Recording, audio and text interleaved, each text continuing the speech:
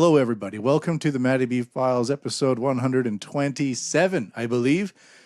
We're doing Japanese Month in Review, which is when Max von Schuler and I sit down and we go over what we believe are the main stories of the month, as well as some odds and ends from here and there. This is a pro-Japanese podcast, so we're not foreigners that are going to try to niggle our way into achieving success by identifying the problems.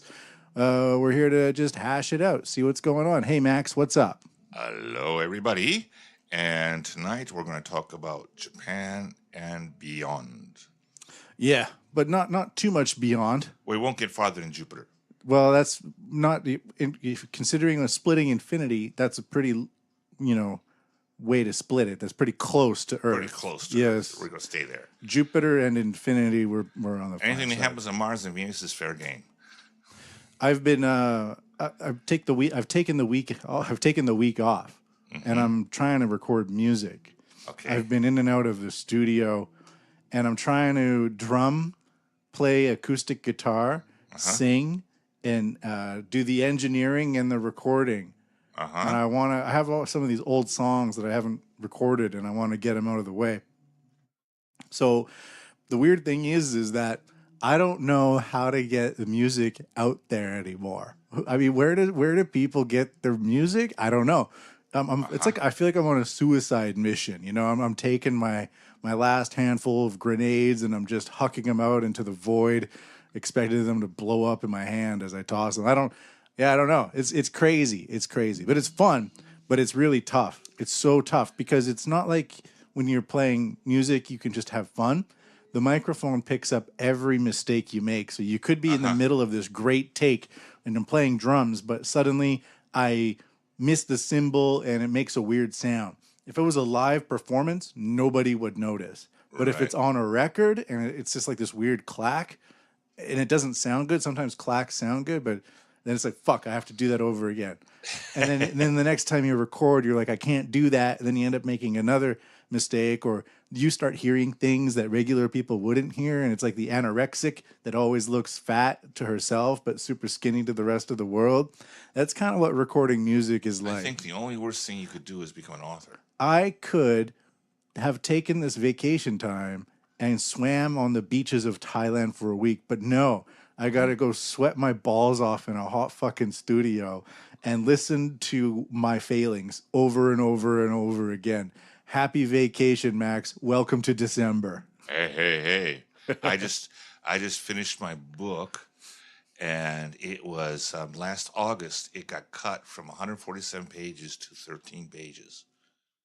Yeah, we were talking about that. But did it get... What happened? Is it still 13 or what? No. It's 231 right now. How do these editors do their math? Well, they didn't want what I was writing. I wrote a lot of stuff about what's happening inside the United States, the transgender movement, the feminist movement, all kinds of stuff. And they said they wanted history, military history. They don't want what's happening inside the United States. Don't want it. Oh. So redo it, and that's when I redid the whole thing, and I spent the first 2 weeks in September thinking, what the hell I'm going to do? By then I started getting an idea, and the second 2 weeks of September, all of October, all of November, singing from the computer. And then put it all in Japanese, and see, that's how I write. I put it all in English, and then I write in Japanese again. And then explaining it to people who are my editors and my partners and so forth. And then now I get up in the morning, I sit at the computer and I think I should be doing something, but what? It's like a daze. It's the reverse abyss. It's the white page, the empty white page. Yeah. And you know that you want to start again, but you know that if you do, you're going to be unpacking a lot. It's like going into somebody else's closet and trying to make sense of it, right? That's what the initial part of writing a book is like. Well, something like that, and I they say, what am I going to do? Did you notice that? Did you notice that there was a certain funny sound?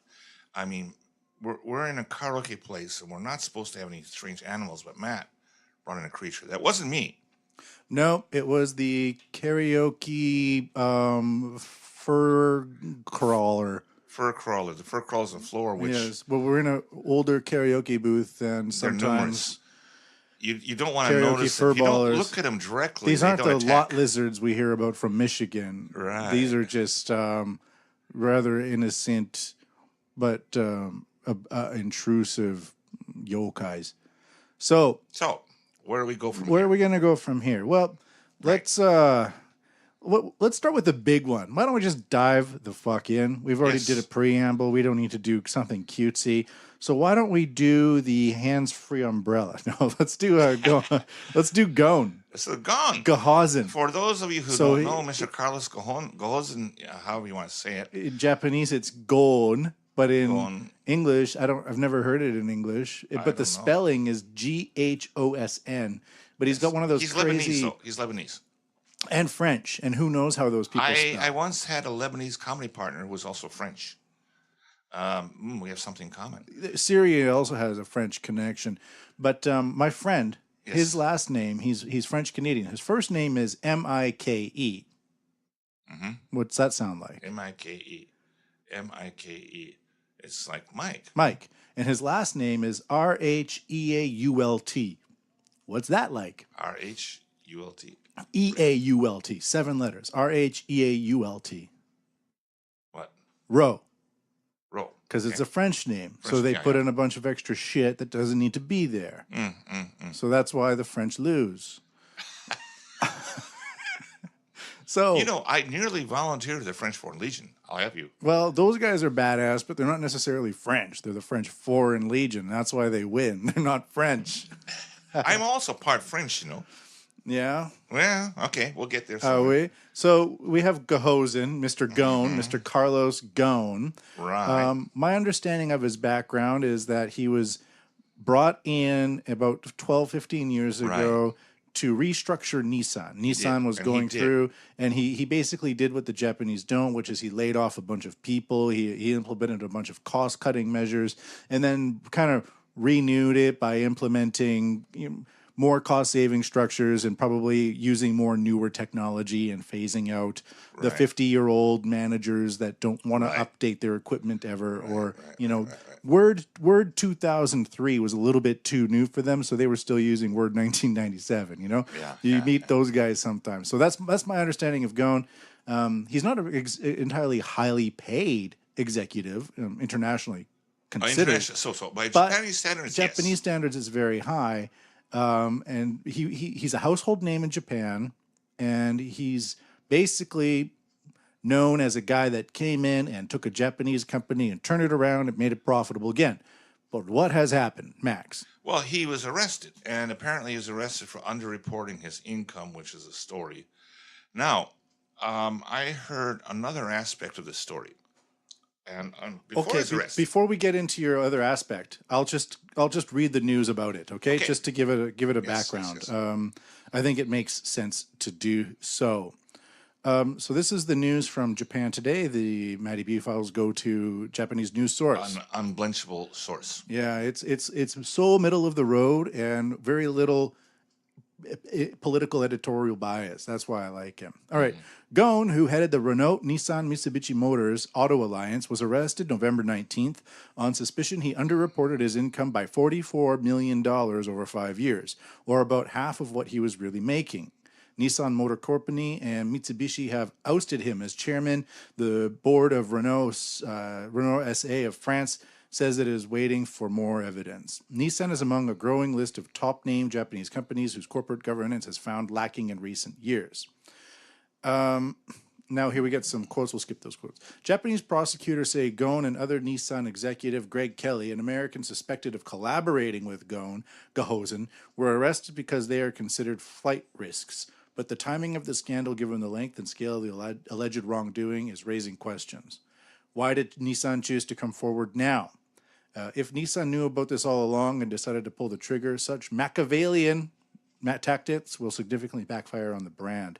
This guy Schiffer said, Eric Schiffer is the chief executive of reputation management consultants in the Los Angeles, California area. So I don't know why he's being mentioned. Japanese media have reported that 2 other company employees contacted authorities as whistleblowers and sought plea deals. That's big.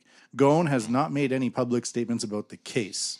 There we go. So that's basically for the past few weeks.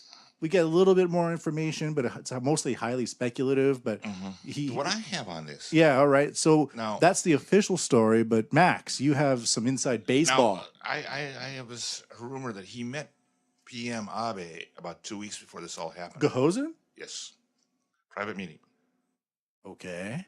Now, what this was about is that Renault was going to destroy Nissan, With close them all down in Japan, okay. close them all down, and take all the technical knowledge into Renault France. But what does technical knowledge from Nissan have to do with Renault France? Well, it was going to boost Renault's sales, and Nissan is apparently doing okay now. But they decided to close the factories down, and actually, Japan has 8 auto manufacturers at the present time, so it's quite a lot. Toyota, Nissan, Mitsubishi, Isuzu, Subaru, Daihatsu. And Mitsubishi is also involved in this deal. And Mitsubishi is one of Japan's oldest corporations, and it goes back to steel and procurement for the war. Well, we say Mitsubishi makes everything from airplanes to pencils. That's what we say in Japan. Yeah. They do. You can buy a Mitsubishi pencil. The Mitsubishi logo has 3 diamonds, right? That's right. And one is steel, one is auto, and one is manufacturing. You know more than me. I almost worked for me. I was scouted by Mitsubishi once. Oh, okay. And they asked me if I drank a lot. Yeah, I said, damn, yeah. And they says, if you're going to work for this company, you're going to need a drink. Oh, anyway, that's another story. That's another story. How else do you make steel deals? You know, right? It's a steal of a deal. What I am seeing here, and what somebody said to me, and this is an economics professor and a reputable professor, is that the Americans were worried because Mitsubishi is tied in on the deal with Nissan and Renault. Yeah. And what the Americans are worried about, nuclear. That's one of the other diamonds, I think. Sorry, but please continue. Okay. Is defense technology going to France?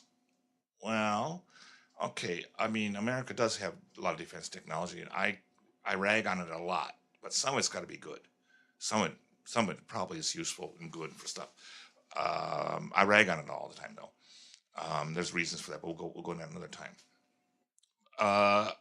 Another thing, though, that strikes me about this is a very decisive move for the Japanese government. Very uncharacteristic. Japanese people, especially the Japanese government at this time, I won't say Japanese people, the Japanese government at this time is a bunch of second, third generation people who are not decisive. Suddenly with Gon, they made a very decisive move. So maybe America was behind this. All at once. And this is according to the economics professor? The America's behind it is according to me, as a former military intelligence, political kind of guy. And but the economics professors kind of did say that America would have been worried about Japanese technology, military technology. Because Japanese military technology in America, a lot of it is very closely shared. Very closely shared. Yeah, for example, like the F-15s and the missiles and things like that, especially defense. Yes. America's getting involved. I mean, Japan's involved quite a lot in stealth, which people don't know. I hear a lot of rumors about it and stuff like that. But America would be worried about that. And Nissan apparently was going to take intellectual property France was going to take the intellectual property from Nissan to France and just throw Nissan to the winds in Japan and just close all the factories. And that was apparently the plan. And all of a sudden now Gon is arrested for income tax evasion, which sounds like a total BS thing to me. It's something they come up with, you know. How did he underreport his earnings? Yeah. He underreported his earnings. Let's throw him in jail. When all of those guys underreport their earnings. So this is, to me, this is a lot bigger than just. It's not about income. It's not about anti-foreigners. It's about control of what exists in Japan, and I think America's behind it, actually. So do you think America is trying to prevent France from acquiring? Yes, absolutely. Because Americans don't trust the French government. They control the Japanese government. Let's be honest. The Americans do? Let's be honest. Do? Come on. Let's be honest. The French don't control it, right? The French are not. Well, we're seeing it's obvious these days, isn't it? If you look at what's going on in Paris. Monsieur Macron. Mr. Macron is, they're going to storm the Bastille tomorrow or next week, what I understand is. And oh boy, well, gee. It's a good thing I'm not touring Paris right now, isn't it? Those guys are crazy in France. They love rioting in Paris though. It's a national sport. It is. It is. That's where the word defenestrate comes Oh, from. really? Because fenêtre is French for Front window. window. Oh, you And destroy the windows. no, throw your leaders out the window. Oh, okay. Oh, through the So de you fenestra. yeah you I told you I'm you, French. you storm up to the top levels of government and then you take the evildoers and you throw them out the window.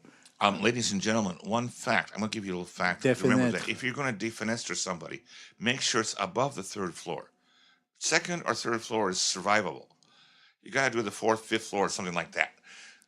At least, Right. yes. Okay. So, anyways, yeah, we had a lot of riots in France. What was so anything else about your understanding? That's basically my understanding of what this is about. And what about the economics professor? This is a guy, he used to teach at Waseda, now he teaches at Tokyo University, and he has a seminar every 2 weeks, and I go there with my wife. And my wife is an ex-banker. She really understands things. I really don't understand economics and that kind of stuff. But I get to meet a lot of people. They're interesting people. They're in the financial world and business world. And I go from the political and so forth and the military aspects of things. So when I meet other people, especially in the party afterwards, I can be kind of complimentary.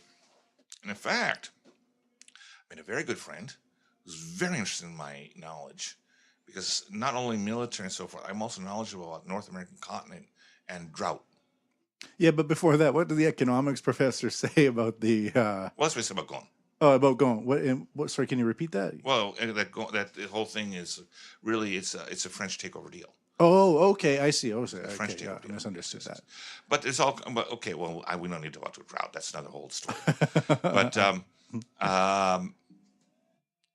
there's a lot of interesting people, and that's why I go. And this guy talks about economics and so forth, and it goes over my head a lot.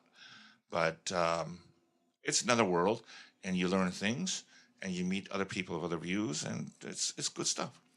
With Gone, he's going to be gone. He can't go back. No, he can't go back. He's done. He may get some kind of job somewhere in Europe or something. Maybe I don't know. But France is in quandary now. So, do you think that Gone was behind the transfer of technology, or was it like Gone just the convenient pillar to sort of kink the hose and stop the flow? I would say the way these things work, he was maybe a part of it, but he's not the only part. It was very much probably the French government also, which had maybe 60% at least, maybe more, of what's going on. But Gordon is a guy right here in Japan, and this is how it always works, is he's the guy that's going to get caught if something goes up badly. How about this? Gon came in quite a while ago, 12, 15 years ago or whatever. He turned it around. Mm-hmm. Shouldn't that be enough?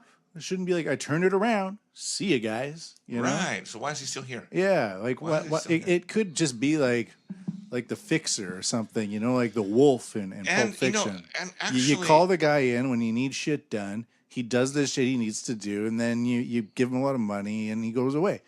There's no real reason for. Japan is very much of a group culture thing. It is true. If we want to see an example of that, can I talk about sumo for a minute? Oh yeah, sure. Why not? And what happened to Tako Nohana? And he got out because he didn't do things the organization way.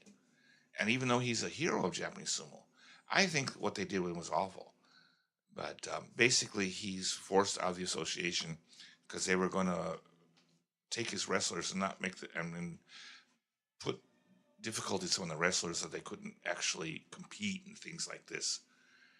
And actually, the last sumo tournament, former Takanohana wrestler actually won the championship, which pissed off the status quo. And the status quo in sumo, I say, is corrupt. It is corrupt. It's got me getting. It's basically angry. Like a medieval European guild. I have this kind of quote I can say of sumo. Years and years ago, ladies and gentlemen, for those of you who think I'm a conservative persuasion, I used to be a double Dem. I used to be an American registered Democrat and a Japanese Democrat of the Democratic Party. This is when foreigners could actually join the Japanese Democratic Party. And I got in a meeting with the Vice Minister of sports in Japan. 30 Democrats, we showed up, and got in his office, and he looked at me. I'm the only white guy there, of course, only Gaijin. And, okay, my question to him is after his talk was, what about sumo? Because at that time, there's a lot of scandals going on with sumo, like sports betting, rigging and stuff, and bout rigging and all this kind of stuff. Drugs, too, get into it with the sumo wrestlers. At that time, it wasn't drug. The drug was out. The drug stuff was earlier. Oh, okay. But he said, this guy, was a former vice minister, said, hey, you get involved with the sumo world, and you get under one layer, and you're with the mafia. It's just there. It's just scratch the surface. Scratch the surface, and there's a lot of possibilities for money laundering. And, there is. And also putting money into so many different pockets. For me, as a person who loves Japan, some guy's handler could also be an assistant. It's a sacred sport. Yeah, and it's done in the name of the emperor, and the emperor is involved. Yet it's so corrupt, and I'm sad to see this. I'm not going to tell anybody specific names. I don't really know specific names, but it's just a huge money-making operation for certain people. If you want to learn about corruption from Japanese perspectives, I recommend the book Bochan by Soseki Natsume. Oh, never read that one. Oh, really? It's not really deep corruption, but it's the type of corruption that people 100 years ago would face at schools. So becoming like a teacher at a different school in a different region of Japan. The double standards that even Japanese people would have to face. I recommend Tokyo Underworld. That's probably better. Is that by Goldenstein, whatever his name is? No, Adelstein. Adelstein? Excuse me. May I say here something about somebody? Mr. Jake Adelstein is a total fake. Yeah, he's in it for the money, and he's in it to get Hollywood deals. I don't know if he did get that Hollywood deal. I saw him on TV with David, the daily talk show host, the fake news guy, Jon Stewart. Jon Stewart. He did a good job, I thought, on Jon Stewart. He was funny. I thought he was new. I thought he was nervous. He was a little bit nervous, but he still got in some cool Yakuza. If he's an American and you come to Japan, you want to become a journalist and find secret Yakuza information and publish it in America and go on talk shows. It's a total export hack job, actually. Yeah, it actually was. I mean, it's nothing people who live here don't know. Nothing people who live here don't know. But America, they don't know that. Yeah. So it sounds cool. Anyway. You'd be like, I went to the hand job place. It's like, yeah, they're fucking everywhere, dude. Like, whoa. There's some and then photos. I got some sushi. There's some photos I have which I can give you that he put on the net years ago. Oh, yeah? And I'm sure he regrets it. And here he is. He's singing in a yukata, which is Japanese sort of informal kimono. Yeah, summer kimono. Typing away. And there's a woman, and she looks to me Filipino. She doesn't look Japanese. She's taking off her kimono and clothes. And his stick was, before it got big, that he had to have sex with mafia wives, the wives of the big bosses, to get information for his newspaper. This is his stick. Yeah, it's interesting, though. He was on the crime beat. And oh, no, he wasn't. No? No, he wasn't. Reading around, and I found somebody in some comments on some kind of blog about him. And the comments said he was assigned to the Social Affairs Bureau, which makes a lot more sense. And I'll tell you why. Okay. Japan is a country of apprenticeship. Now, any major newspaper is going to have a crime beat, right? But it's going to be very sensitive. They're not going to put a newbie Japanese guy in there. They're certainly not going to put a gaijin in there. But they're going to take a gaijin and try him out. Let's take this American guy and give him the Yakuza beat. Nah. What they're going to do is, let's hire an American. Sure, that sounds good. And they're going to give him a job, which is going to be reporting on festivals and stuff like that. Sure. I went to Tochigi and had the Yaki Emo. Yeah. That type of very lighthearted. You do that for 10 years, and you might get to be somewhere near. Once they trust you, this is the Japanese way. There's no way around it. It's called the deshi. The deshi. Yes. Apprenticeship system. Yeah, pupil, apprenticeship, whatever you want to say. I mean, I seriously doubt Mr. Adelstein's efforts. I seriously doubt. That's funny. What all those guys do is they just end up going back to America, to like the Los Angeles Post or whatever, to cover Asian affairs. And even Debito Arudo, he was like, I'm going to campaign for foreigners' rights in Japan from Hawaii. He lives in Hawaii or something. It's like, Yeah, he left here, didn't he? Embedded Racism is my novel. Mr. Debito, to my knowledge, Yeah. Now America, I'm an American citizen still. He's very good. Like his language skills are really, he's super high. He's the only person I know the United States encouraged to give up American citizenship. Really? Yes, because he was such a problem. He was in Hokkaido, living in Hokkaido, and doing so many stunts against Japan's prejudice and all this kind of stuff. And I saw a few of them, and it's contrived. It's contrived to make Japan look bad. And so many complaints coming into the U.S. Embassy. He had gotten Japanese citizenship, but he still kept his American. So they're calling up the the consulate in Sapporo, screaming about this guy. And the Sapporo consulate called him up and says, "Look, you're a Japanese citizen. Why don't you give up your American?" Now, America never does that. Never, ever, ever. Yeah. But this guy, you're out of here. Well, they're free to do what they ever want to do, and that's cool. It just made me realize that was after a larger version of the furry creatures. After a while of living here and just trying to look for the bad and nitpicky stuff and make a reputation and a brand name off of it, it's kind of parasitic, I think, Yeah. It's like, of course, there's things to consider and criticize and everything, but it's like, I am the guy who does the Yakuza. It's like, it's kind of kitschy after a while, I don't, you live here long enough and you're like, I don't really believe you. I don't really, I think what you did, but it's not like anyone could do that on a Friday night, it just. Well, I have a lot of mafia stories, because especially when I was in the talent business, I would, be working with some girl, gaijin girl here in Japan, a white girl. And then we finish the shoot at 5 o'clock, and she says, "Hey, I got a date with my boyfriend tonight. Why don't you take along?" "Really?" "Yeah, he'd love to talk to you." And turns out he's a big guy in one of the big gangs in Japan, because she works in a hostess club besides being in the film business. And here I am. I'm sitting with these guys, and hey, they all like me because former military intelligence, and all that kind of stuff. And oh yeah, you're cool, And usually you're like me too. We're observant, so we know when it's kind of appropriate to talk and when it's not. And we also know when it's okay to say something stupid. I will say this: with these guys, it's okay to sit around and drink and so forth. Just don't borrow money. Then right. They own you. Yeah. Then you're a different level. And I've known guys who've done that and suddenly they disappear from Japan. And well. And there we go. But anyways, there we go. What are we going to do next? Well, let's move on. So summarizing that point, those guys, their message translates really well outside of Japan, but inside of Japan, to most people,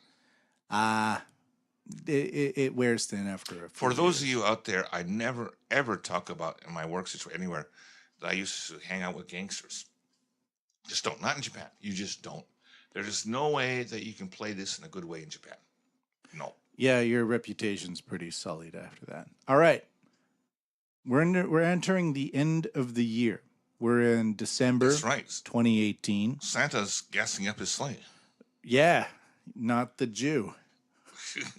So we have the buzzword of the year. Okay, buzzword of the year. Yes, has nothing to do with gassing up the engines.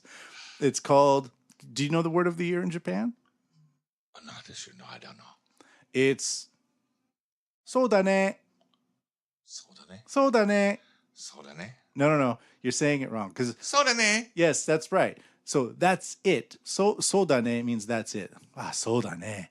The way you inflect it. But this comes from the curling team from Hokkaido at the games. They would always say to each other, そうだね, そうだね, そうだね, in a very cute way. It was basically like one dude, a white dude, coaching four pretty cute girls on the national curling team. The guy has a dream job, and he's like there. He's like, how did I get this job? Anyways, Tokyo. So the name, which Japan's one thing. You're a Canadian. You probably don't realize this is a cultural thing. And actually, my high school was a Wisconsin State curling champ when I was there once. Oh, okay. But Props. we're of the Great White North. Most of North America does not know what curling is because there's just not enough snow. Now, Wisconsin, yes, there is. Yeah, Wisconsin's big on curling.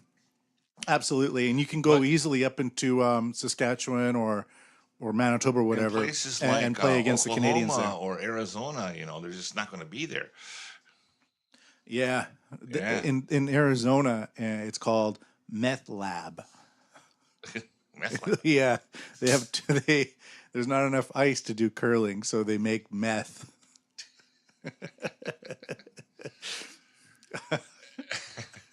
Anyway, Well, it's so called ice, right? Meth is called ice. oh, okay. This is All right. okay. And, you can make some algorithm up for throwing rocks up your nose, curling for a straight or something like that. All right. But anyway, so Sodane is the word of the year. Yep. Sodane. I guess, okay. No, sodane. My wife corrects me on that. Sodane. That's right. You have to talk like a total gay dude. All right. Sodane, which Japan's women's curling team often used to say that's it while playing during the Pyeongchang Winter Olympics, has been selected as Japan's top buzzword for 2018. Sodane, which can also be said when nodding in response. The term caught on as the curling team from Hokkaido spoke it with intonation considered cute and casual by stretching the last part of the word. Sodane. That's how they do it. As they played their way to a bronze medal. Another top 10 word buzzword was, quote, hampa naite, meaning incredible. That was used to laud Japan's men's national soccer team striker Yuya Osako's performance at his year's World Cup in Russia. Also on the list was Super Borentia, praising Haruo Obata, a 79-year-old volunteer who found a 2-year-old boy who had been missing for 3 days on a western Japan island. And he found the kid in 20 minutes. Yeah. He arrived, asked a few questions, and walked around and found the kid in 20 minutes. 3 days, no one would find him. Yeah, he was like this. A lot of national disasters happen, and every time there were his face would kind of pop up, and he'd be seen like holding children or rummaging through debris or holding a shovel and smiling. And another thing about this guy, he refused any compensation. Yeah. People said, "Look, come on, you can come to our house, take a bath, have dinner." And no. Yeah. He lives on a pension. Yeah. And he's just the way he is. And he doesn't want anything for that. And he just heard there's a kid's missing, so he showed up. 20 minutes, finds the kid, and leaves. It's like some sort of 80s drama, like... This is, when you hear about people like this, it's like... Nowhere Man. Is he real? Remember Nowhere Man? Is he real? Quantum Leap. That's another one. Yeah. Yeah. What's his name? Let's do this. Haruo Obata, a 79-year-old volunteer, is Super Borentia. Wednesdays at 8, 9 Central. Mm. Well, the guy gets kudos from me. He gets kudos from me. Well, how about this? Hashtag Me Too also made the list as the U.S.-born movement against sexual abuse spread throughout the world, and women toppled men of stature with allegations of sexual crimes. Well, that's a shitty paragraph. Here's the next one. Saigai Kyu no Atsusa, or dangerous heat wave, was used with alarming frequency to refer to immense summer heat that caused numerous deaths in Japan this summer, prompting the government to consider countermeasures to deal with heat that could negatively affect athletic performances at the 2020 Olympics. Max, without even realizing it, you've just implemented a countermeasure. You opened a can of tall Sapporo. Now, why aren't more people doing this? Not only that, make sure you do it in a low-level, cool place. Do not venture outside. Do not deal with the weather because it's going to be mean and nasty. Once I left some beers in a tent on Hachijojima, and the sun got to the tent, and I opened the beer when I got home after exploring, and the beer was really, really fizzy, but it was almost as hot as tea. It was like super hot, fizzy beer tea. It was you still drank it, right? Fuck it. Out in Hachijojima, there's going to be no other beer source, right? You have to stretch it, yeah. So, what do you think of these? Let's just review the words. Sodane was one of them. Hampanaite, meaning incredible. Super volunteer. Hashtag Me Too's a fake one. Yeah, Saigai that's Q, a no, fake one. fake one in Japan. No one. It's only on like I really freaks. get this. Hold on, but sorry, Max. Or Saigai Q no Atsasa. So, what do you think about these buzzwords? Well, it kind of reflects what went on during the year, of Yeah. course. Well, we had the Winter Olympics, yes. And by the way, the ice rink there was built by Japan. The Koreans can't construct it. They can't. They don't have the ability. Yeah. Okay, now I said that.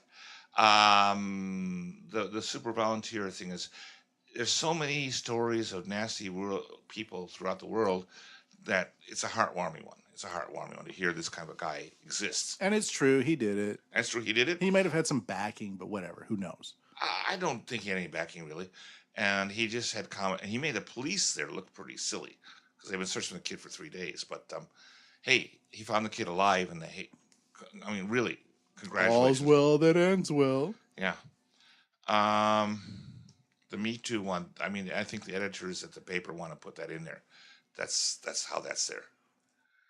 And it's just, and ladies, I'm going to say this. I work in a Japanese company, and I haven't heard any Japanese people really use "Me Too" seriously or knowing actually what it means. I work with a lot of people, and I get this that really American feminism is starting to piss people off, and they don't want to get involved.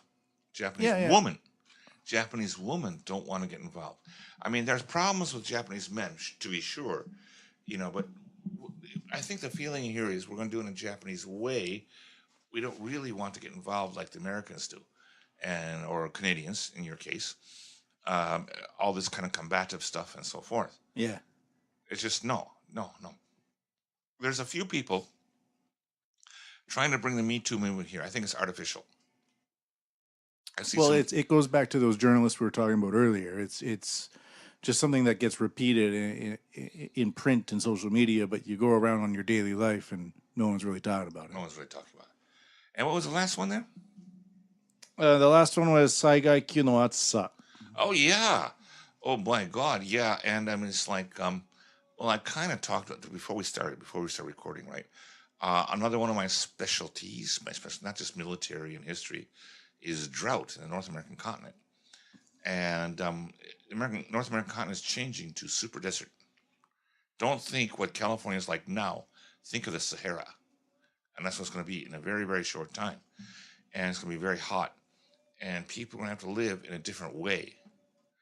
And I'm not enthusiastic about the Japanese Olympics in 2020. And in fact, I'm looking at it's going to be as a mass casualty event.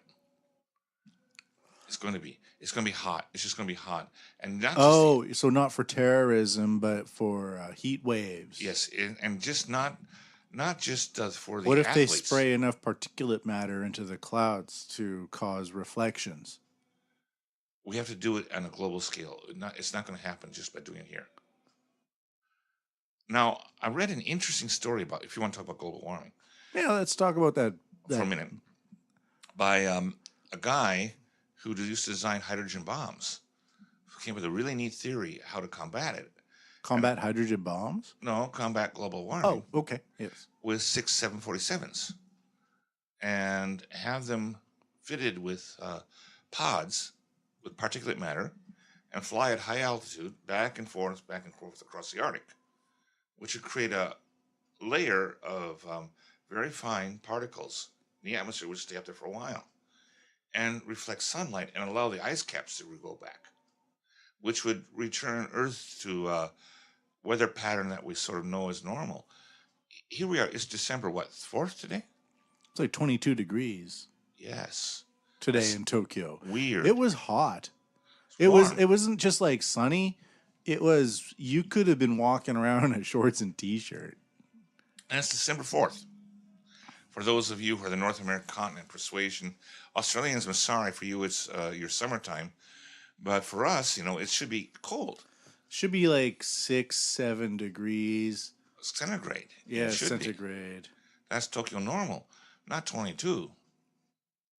This is very, very weird. It was super strange. And it's starting to happen all the time. Now, if it happens once every 10, 20 years, it doesn't really bother people. But when I study science and climate science, when you see the same kind of thing happening again and again and again, and increasing in a certain direction, that's what's scary. That's what's scary. Yeah, yeah. It's right now. It's 8 p.m. on December 3rd, and it's 21 degrees outside. But tomorrow will be 18, and then Thursday will be 12. This is your weather report, world. So don't throw out your long johns. Not yet. Not until the lady gets home. All right. Well, Word of the year. Well, I don't know. It seems to me of all these buzzwords of the year, nothing is really this year super impressive to me. yeah. Well, they're positive overall. Positive overall, yeah. It's not. It's So not it's like okay. a few years ago it was stress and bailout, and 10 years ago that's when those bailouts happened. All right. Let's take a look at this next news story. This comes from. This is for the world, but as from a technological point of view, I'm burping a lot today. No, that's not a burp. That's the creature Oh, behind right, the the screen in the fuzz karaoke. whirler, whatever it is, Yes. the fuzz whirler, the karaoke fuzz whirler. We changed the name, but as we become an opt-in society, right? We're going to opt into this technology, and we're going to sacrifice our anonymity for convenience and safety. Right? That's kind of happening. If you have a smartphone on you right now, you're opting into the surveillance state, essentially. And almost everybody likes this technology, so we're kind of opting in. But nobody really knows what's happening on the other side of your screen. And the ability to know such things is only increasing. So this comes to us from Shanghai, but it's about Tesla, so it's something everybody should know. Let's take a look. When Shanhua bought his white Tesla Model X, he knew it was a fast, beautiful car.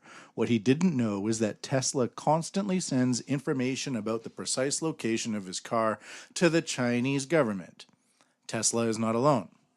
China has called upon all electric vehicle manufacturers in China to make sure the same kind of reports, potentially adding to the rich kit or the rich range of surveillance tools available to the Chinese government as President Xi Jinping steps up the use of technology to track Chinese citizens.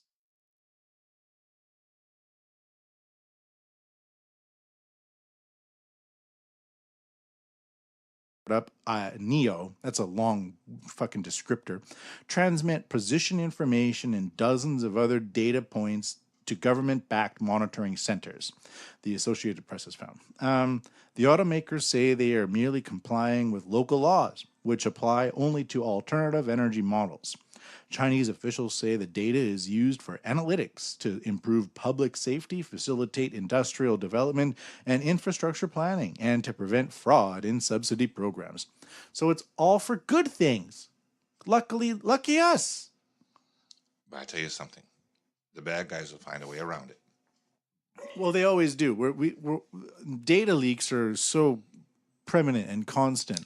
I can tell you right away. It's another use case. It's another case of the shiny phone that tracks all your movement and sells your data to third party political influencers that really don't make a difference, but people believe it does. But this is another thing where it's the shiny new car. It's a new technology, but it's all based on data tracking, and that data tracking gets uploaded to the company cloud, company servers, and then that cloud aggregates the data and hires machine learning scientists and data technicians to potentially find ways to profit from that data even more, and the user is paying to do so. It's so easy to get around. For example, if I was going to do an operation and I didn't want to be heard, I would invite the people involved one by one and meet at such a place. And let's go out for a walk and take a walk. Everyone leaves their cell phones behind. Take a walk through the neighborhood. It's impossible to record such a conversation. I do know the conversations can be recorded from space. They can see your face. Yes. Wear a wide brim hat. Yes. and keep changing And a directions. tinfoil hat, a wide-brimmed We don't really know, tinfoil hat. but Just tape it up; it'll look fine to the average a person. directional mic can hear you from like several hundred meters away. I don't know exact distances, but I do know they do exist. But if you do a random walk through a neighborhood with a guy, you can have a conversation that's completely secret. There's ways to do this if you know how. That's what we're doing. How secret are we? Yeah, I know. Hello, CIA, NSA. Hello, Prism. No, NSA is like no such agency. I saw that movie of Snowden. Yeah. Did you see that? Yeah. Yeah. No such agency. But the thing is, it happened actually in operations in Afghanistan when everyone's trying to get Osama bin Laden. Ladies and gentlemen, to my belief, I really think the U.S. military wanted to get Osama bin Laden. I don't think they were doing deals with him on the side, blah, blah, blah, blah. But what he did was something very interesting. Osama bin Laden? Yeah, and they were tracking him by satellite phone. Oh, yes, we're the Americans. We got all this technology. We can track him. He gave his satellite phone to a trusted follower and said, I'm giving you a great mission. You could become a martyr and get those 72 virgins. You go over to the next valley and make a call. And the guy went over to the next valley and make a call. And everyone says, wow, Osama's in the next valley. Let's land an infantry battalion and drop a bunch of airstrikes and go get him. And they were totally in the wrong valley. Yeah, it's spoofing it. Regarding this autonomous driving technology as well, it's programmed to identify things like stop signs and then stop, right? But what if you have somebody that takes a stop sign and steals a stop sign and then walks through a road carrying a stop sign? It's called an adversarial technique where you could essentially hack an entire fleet of self-driving cars just by holding a stop sign, or you could build a red light, a red, green, and yellow light, and just kind of hang it somewhere. And that's gonna fuck. You could start painting lines on the roads and shit like that. Japanese TV where there's a bus line in Kyoto City that's considering going driverless.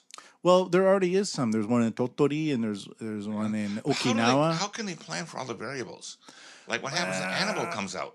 Yeah, well, that you can have computer vision where you can train a camera to analyze thousands of hours of different animals moving and then recognize that animal in real time and stop. So the thing about a bus route is that it's very fixed and the buses don't go very quickly, and most people look out for buses as opposed to scooters or cyclists or something like that. So having this big slow moving object that follows a set route around a urban landscape or a 5 kilometer radius area and if the citizenry knows about it and it's there, then you can, most people will increase their trust level in it because it's largely free from variables. So in that case, kind of makes sense. Yeah. And especially in places like airports or something like that, where you might have like a very fixed two-way A to B, B to A transfer loop.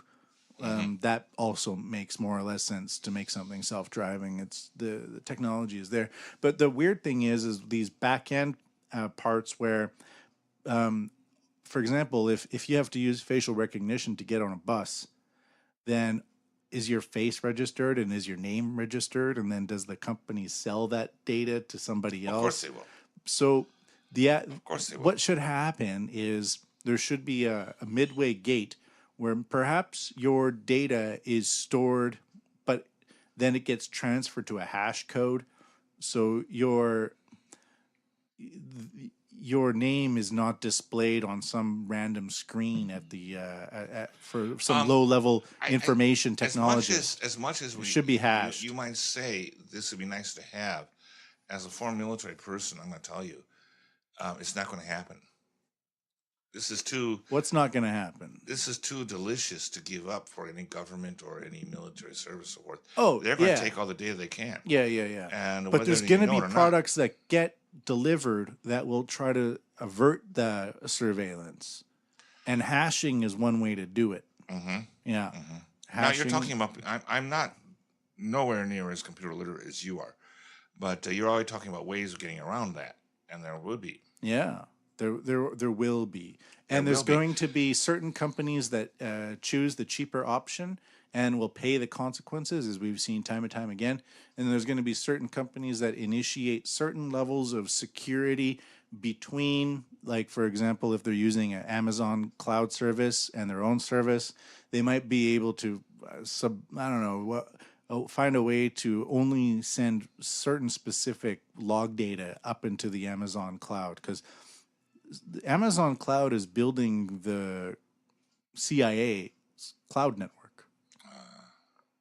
It's like a $60 million or $60 billion investment fund. It's crazy. So when I talk about this news from Shanghai and about the Tesla driver who gets the shiny new thing, Tesla really is just collecting all your data to make its self-driving fleet more capable and more safer. So they're sacrificing your privacy for a more secure future. I think that's the way they think about Well, you it. see, with this thing, the average person, when you say nothing to hide, the average person really has nothing to hide.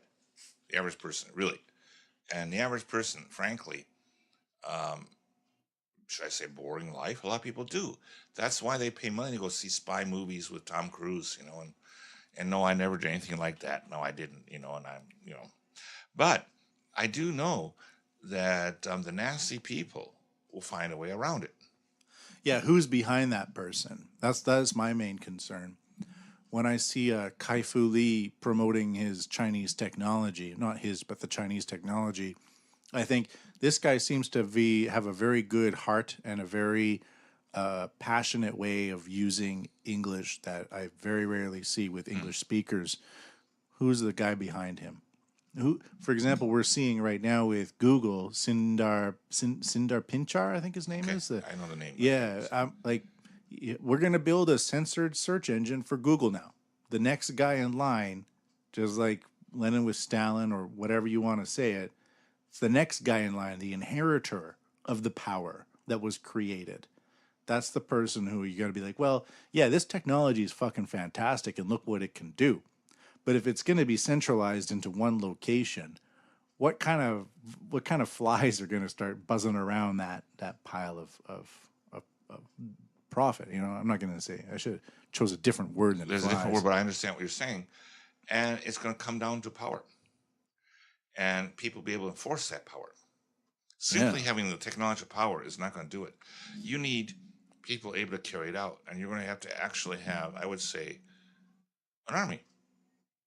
A certain force of people loyal to you with weapons and able to use them to be able to carry it out. Just a guy with technology, and someone's going to blow you away. Yeah. You're going to need someone for your defense of you and your headquarters personnel, and able to carry out your desires. So they would need some people. Yeah. Yes. Okay, that's that. I just wanted to raise that issue. Oh yeah, let's take a break. Take a break, and I'll tell you the reason later. Well, you don't want to know. Really. All right. This is biological. I'll put it that way. All right, let's take a break.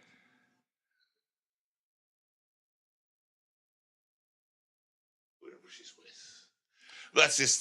That's imagination. If I did get to look. All right.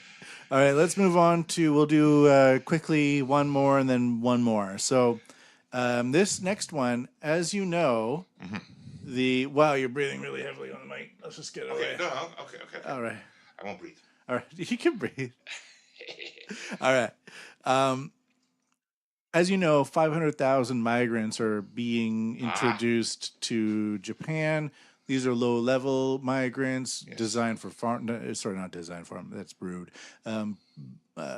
Being brought over for the purpose of low-level work, unskilled work, right? Yes. So here now, migration, fine, whatever. Come on, do what you got to do. But 500,000 is a big number, and just. And how much are they going to be paid? Yeah, we the government. 300 to 400 yen an hour. Wow. Yes. I just gave a speech last Tuesday about this. Yeah. I wasn't invited originally. It was set up in a week, and I got shoehorned in. There was like 15 people giving speeches, politicians and authors and professors and so forth. And I got shoehorned in. And my thing was, it's useless. Uh, they're going to be paid very, very shit wages. I mean, like 3 to 4 hours is nothing. And Japan is a different place. It takes foreigners, as much as people want to say that Japan should internationalize. No, no, it's not. It's Japan is Japan. It takes 10 to 15 years to really understand. Now, you and I both are white guys. We came here. We could do the English teaching business, which is a different world. I've worked in Japanese corporations. I've worked 7 I'm a years. corporate English teacher, Okay, but I've developed my own school for Right. artificial intelligence engineers. So that's Okay. something a bit different, I think. I spent 7 years working in construction. I've worked in construction. I was a foreman over a Japanese crew on a construction site. And believe you me, I had some problems with that, with certain higher ups at Obayashigumi who didn't like me being that way. They didn't like me. They tried to do nasty things to me. And yet, other people saw me, what I was doing, and I said, my goodness, you're an interesting guy. I want you to work for me. So I got to lay sewer pipe, which is a whole nother story, which is... Yeah, we've talked about that before. Yeah. Right. So, but there's a whole cultural aspect to working in Japan, and it just takes a long time to learn. And they're talking about 5 years for these guys to come over and no family, and they're going to live like slaves. Who is going to love Japan after that? Well, and how do you, is this, it's a tough one to understand. But for me, the management of this many people, it's beyond the average capability of some bureaucrat in a government building somewhere. I look a little farther into Japan on this. I don't think this is just involving Japan. I think America is also involved. I think what it is globalism's last scream. It's the invasion of the first world by the third world, not via armies, but via poor, uneducated populations. And there's a certain, I can see there's a certain group of people that think they're going to stand to benefit from this and who are seriously pushing it. The Japanese government pushed this through so fast in a very unseemly way. And my background chatter I got, there were a lot of Japanese LDP people against it. They all got strong-armed. You got to go with this. You got to go with this. Why? I don't get the why. But I was thinking these farmers in rural areas should be focusing on automation and technology and things like that. I would say draft Japanese young people and put them to work. That might, a couple of years would do them some good. Would do some good. But with technology, then people would learn how to apply technology into everyday tasks. We have a population that's called hikikomori, which is called shut-ins. Yeah. These are people like the number of 1.5 million. 1.5 million people. And they're just being ignored. It's people who I think... It's kind of like the amount of money being put into deposits for rental agreements. They're just sitting there not doing anything. They're not doing anything, and they're going to become wards of the state. I would say draft these people. Now, people would say, well, they're mentally disturbed, disabled. I'm a former United States Marine. And let's just get some guys in the Jieitai, the Japanese Army, and train them up. You're going to go out there and farm. You're going to weed that field, and you're going to enjoy it. Go, go, go. Kind of thing. Why not? But we're employing Japanese people who are at least the same country, the same culture, the same language. We get these foreigners in, and it's not going to work out. Well, I know that 12 years ago, and even 20 years ago, there was a major push by the Japanese government to get foreigners into junior high schools and high schools as a way to naturalize people. But the way that the programming eventually works is that you get and you're breathing heavily on that mic. I can't tell about the breathing. Well, hey, I know it's because I'm the only one wearing headphones. But what happens is that you get these people who come into Japan. They move to the middle of some Japanese countryside. They don't know the area. They don't know the language. They get hired and they go to a school and they just go to this like a couple of schools in the countryside. And they go from classroom to classroom reciting pronunciation lists. Right. Dog, mother, father, environment, couch, happy, sad, desk, desk, desk, further, further, further. And then they just do that from school to school. And then they say after a couple of months, This isn't why I got a university degree and why I came to Japan to wander around Japanese schools reciting vocabulary, and they quit. Yeah. So like the history of the implementation of these programs is already there. And I really wonder about well, here's a story about how it is possible to scam the system. Sapporo. It's going to happen. 46 Chinese construction workers in Hokkaido have vanished after 11 compatriots were arrested over their eligibility to stay in the country, sources related to their work said Monday. The 11 Chinese, ages between 27 and 62, were arrested in the early hours of November 26th near JR Kikonai Station on suspicion of violating the immigration control law.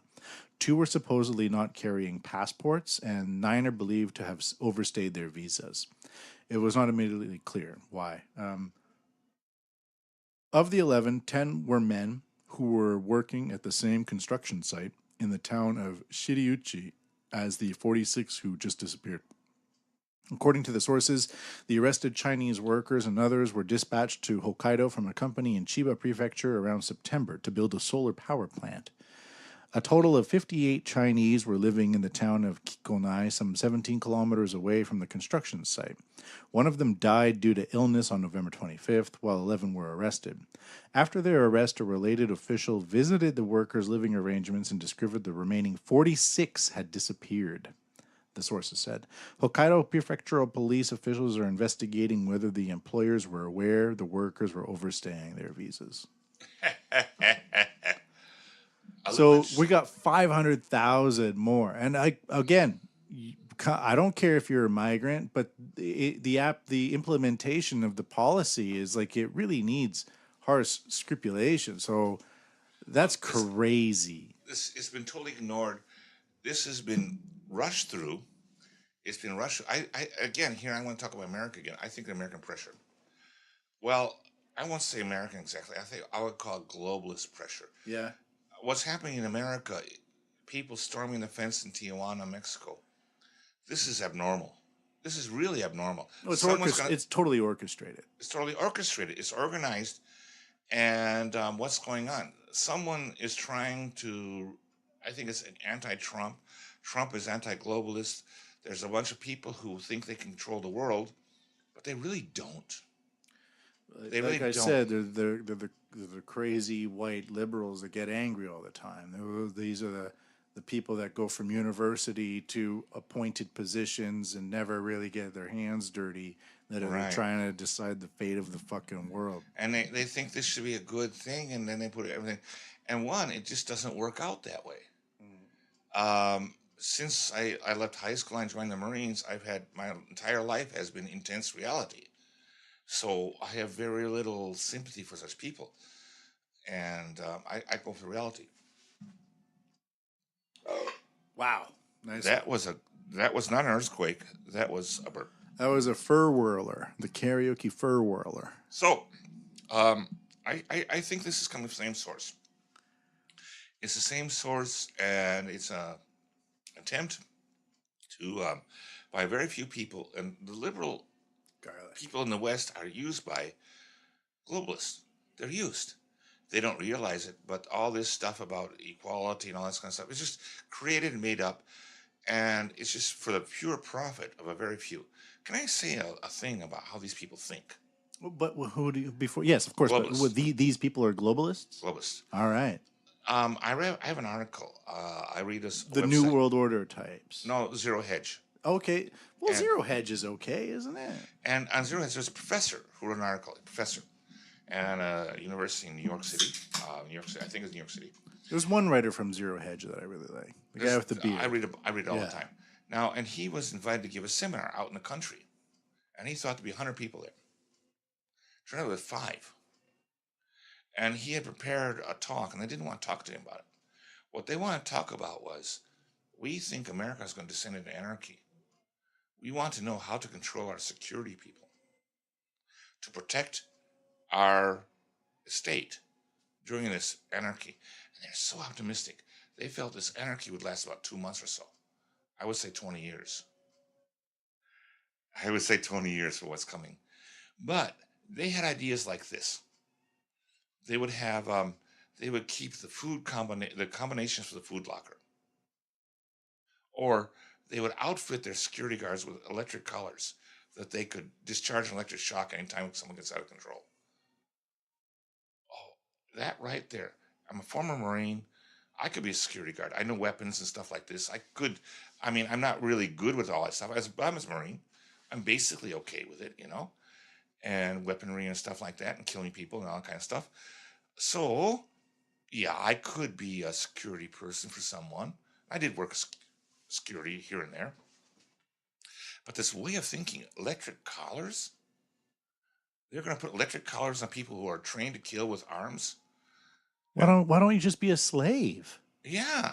Well, we got it. Well, what about slavery? And nowhere in the and in the end, the professor said these people, you should maybe start to treating your security people like family. And nowhere in the conversation did it come up. These security people have families themselves. They have wife and kids. So if everything's going to go to shit, real shit in a handbasket, the idea is everything outside the enclave that this rich person has is going to be total anarchy and nasty death. What about the families of these guys? Well, wouldn't they want to stay in there too? And they're going to have relatives. It's called a ticket to admission. Right. And, what do I got to pay? This is these hedge fund managers, and these are people who are doing economic deals that are creating this huge economic disorder that's affecting the world now just for their own profit. And they make all this money on paper. It's the same thing with World War I, World War II. It's they the have same no thing idea what they're with creating. And they're going to be able to sit it out. The most realistic plans I've ever seen are, we're going to fly to New Zealand in my private jet. And the realistic people, and the pilot can take his family too. Yeah, that goes back to that crazy-ass movie about the destruction of the Earth, one of those many ones. But anyway, the one with the guy who's the hipster dude. So there's a lot of very unrealistic people here. So I'm very pessimistic of the future for certain countries. Japan will survive. And I'll tell you why. Imports of oil? We'll get there somehow. But Japan is like, we have leadership who's inane. I'll put that, inane. Inane is a good word. They're fucking idiots. But Japan is a country full of people who work hard. And it's like the Roman army. And very good engineers and very high on the conscientious level. When we want to import foreigners to Japan, we're talking about foreigners to Japan. In a skilled worker sense, I cannot see... Very good ejamasu. I cannot see in a skilled worker sense why Japan really needs to import foreign talent. Maybe a certain specific person for a certain specific thing, but not en masse. But this is the Japanese thinking of the current leadership is like, it's back to Perry, Commodore Perry, that foreigners had the technology that we needed to study from foreigners. Not anymore. Japanese are the teachers. Basically. It's the leadership that holds things back. What is it? Keidan Ren. Keidan Ren, for those who don't know Japanese. It's a political party, right? No. It's the council of high top companies. I think it's 14. Oh, okay. That sit on a council that governs economic policy for Japan. Keidan Ren. It's not a political party. It's like the Council of Foreign Relations or something like that. They only recently switched to email from faxes. Yeah, and that's the crazy thing when you realize that these people that have the media attention behind them and show them at these conferences with giant flags and big podiums, when they go back to their offices, it's like, well, what is the difference between a SX DX or a Windows 95 or a Windows 98? Who is it? The kid? I think it's a kid. Like, it really is on that level. They put someone in charge of technology, but the guy doesn't know how to send an email. Yeah, that's the Japanese. I was thinking about covering this. Thank you for bringing it up. He's the guy who's in the Japanese official who's in charge of the Olympics and cybersecurity. Says that he doesn't use a computer. Now, I do dwaddle in a computer. I'm not a tech guy, but I do throttle it, and I understand the He's like, internet. I allocate these tasks to my staff, therefore I don't need to use a computer. I would say someone who's never seen the internet and what it is, I wouldn't trust that guy to be in charge of technology. Yeah, it's crazy. And he backpedaled. Of course I use technology. Of course I use it. But y'all know it's like, yeah, I understand the importance of meeting face to face in places and not just relying on emails and shit like that. But this guy, if you were seriously in charge of cyber defense for your country and you don't know how to use a computer, Well, all it proves to me is that I've said all along. And I tend to be right about this kind of shit. This is an old guard. They don't want to give up their collars, and they are preventing the younger generations from accessing the technology out of competence competition. And right now, through this technology that obviously gives up our data, it also provides billions of dollars of revenue to people that access it. But these boomers in Japanese society who are in their 60s and 70s refuse to implement the technology because they know that it's essentially harikari for them. But at the same time, what do you expect these young people to do if they can't access the technology of their day to improve the life for their future citizens? So it's plus double negative, you know. So so we're setting ourselves up, and America's going to go boom boom. We're setting ourselves up what I call Meiji Revolution Part 2. You know what? It's coming, and it's gonna happen, and it's gonna take a few years, but the technology is coming, and the free market and technology is the way out of this mess. All right, final story. We'll finish it off with this. Hands-free umbrella looks like a giant condom for your head. Japan has an extremely convenient and efficient rail network, but in practice, going out for the day involves not just riding, but a bunch of other bullshit. This makes rainy days a pain in the woohoo.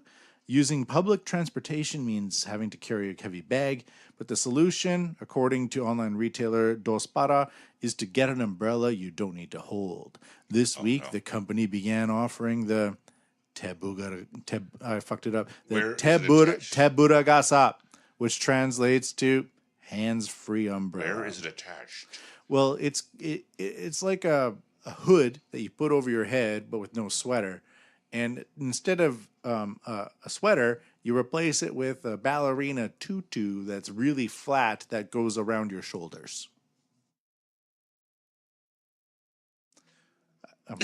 I'm showing Max the Ladies picture. Ladies and gentlemen, I just saw the picture. It looks like... okay, I'm 62 years old. When I was a kid, there was a TV show called The Flying Nun. All right. That's what it looks like. There was this nun who her habit would spread out as she could fly with that. It would become wings. It's just what it looks like. Yes, I think there's many inventions that appeared in the world that just sort of didn't make it. Well, this one's got photo. The photo's great. Look it up. Hands-free umbrella. Looks like a giant condom. For your head. All right. And, well, with that, where would you put your head? In the condom, of course. Yeah, but where would it go after that? Once you're protected. Yeah. Once you've got a big, hairy head, you never know. Oh, wait a minute. If you had this, maybe for press conferences, because condoms protect from contamination, right? So maybe President Trump should require reporters who attend press conferences at the White House to wear condoms so they won't utter weird, strange questions. Makes sense Did I say something? I don't know what that meant, man. But all right, well, that's going to bring it to a conclusion. So if you come to Japan and you have no hands, you can get a hands-free umbrella for your no-hands head that will keep you safe in the storm. All right, that's going to wrap it up for this issue of Japan Month in Review. Thank you very much. Matty B Files, episode 126. Max, where can people find you? They can find me in Asagaya. I mean online, man. Oh, yeah, online. I'll go to Tokyo Max Talks. .blog.com or just search it into Google. Just input. It's in the show notes too, so search it'll be there. It'll be there. All right. And I'm going to be putting on a live music show at the beginning of January. January 12th. This will be in Koenji, between Koenji and Nakano.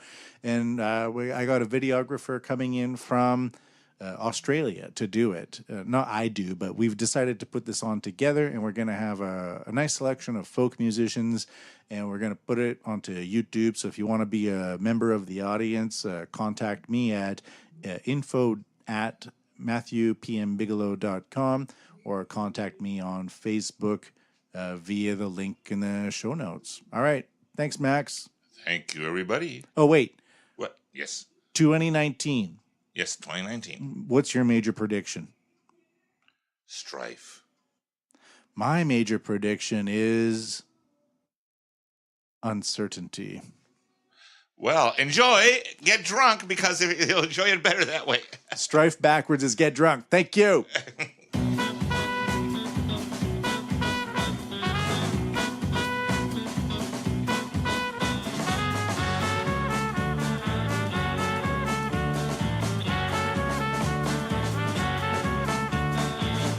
Slide the car into the gear. Won't be doing much different this year. Take the corners nice and steady. The first a Mickey and then a Larry. Distant spices roll around my mouth. Memories of these take the mind down south. Beneath the waves of beer, lava beaches, across the toilets in a broken English.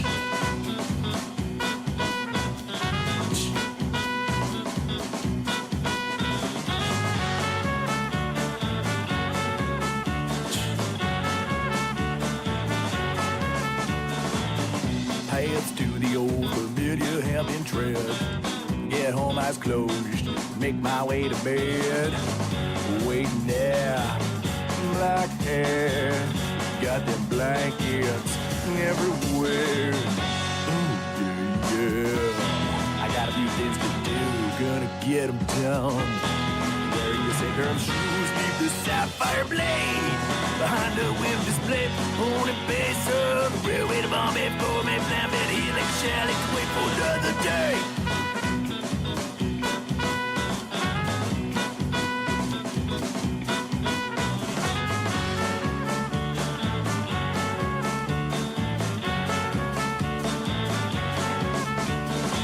Roll out the tops, sit in the parks.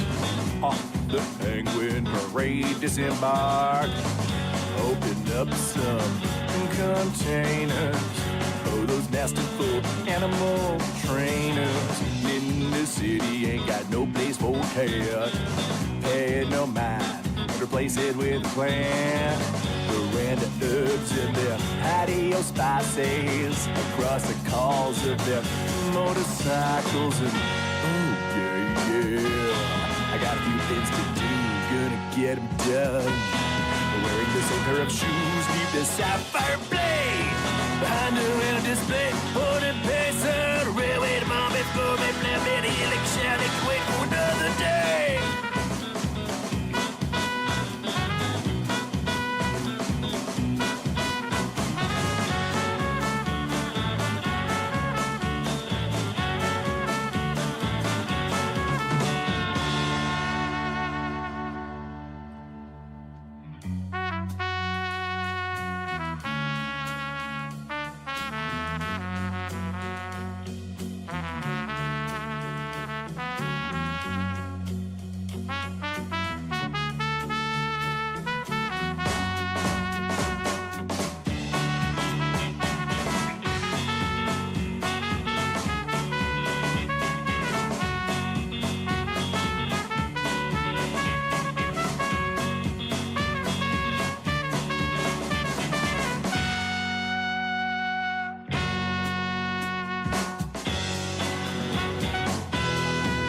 Got a few things to do. Wear the same pair of shoes. Tap my blade. The window display.